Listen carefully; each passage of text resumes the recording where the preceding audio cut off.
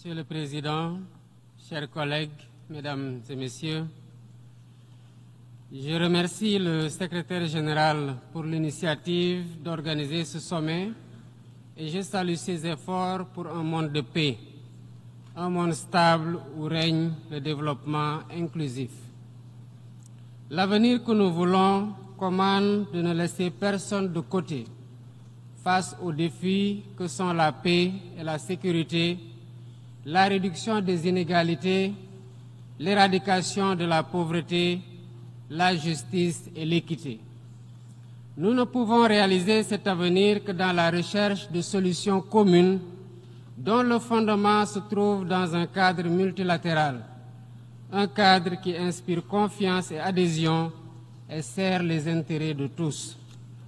Autrement, il continuera à susciter la méfiance des uns et la défiance des autres et de perdre ainsi la crédibilité et la légitimité attachées à son autorité. À ce propos, j'aimerais partager avec vous 4 observations. Premièrement, il est clair que notre futur ne peut se construire sur le modèle actuel, dominé par les injustices, l'extrême pauvreté qui touche 10% de la population mondiale, les tensions géopolitiques de haute intensité et le réchauffement sans précédent de la planète qui affecte gravement nos pays. Le constat est alarmant et comme le soulignent les rapports du secrétaire général de l'ONU, si les tendances actuelles se maintiennent, 575 millions de personnes vivront encore dans l'extrême pauvreté d'ici 2030, ce qui va entraver davantage tout espoir de développement durable.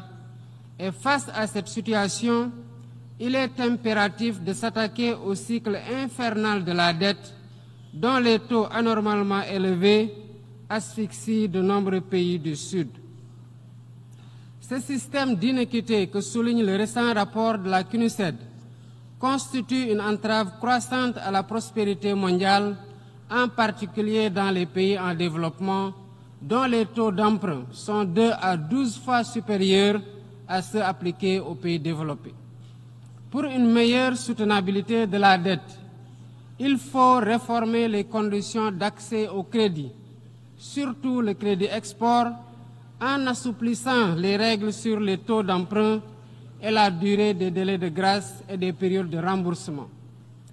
Deuxièmement, la nécessité de réformer la gouvernance politique, économique et financière mondiale pour refléter les réalités d'aujourd'hui.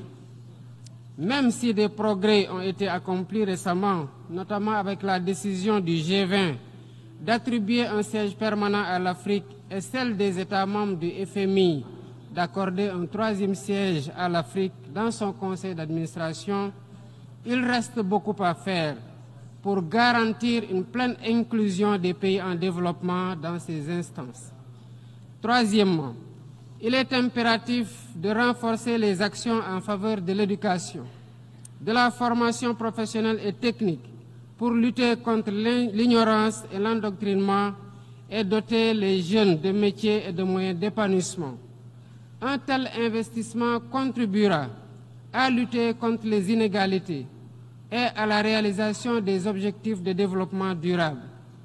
Il est donc plus qu'urgent d'accélérer la mise en œuvre du plan de relance des ODD, initié par le secrétaire général.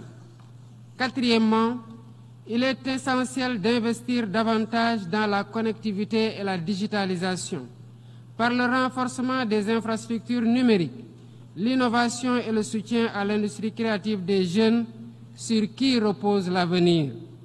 Nous devons offrir aux jeunes les moyens de se former, de réussir et de s'épanouir.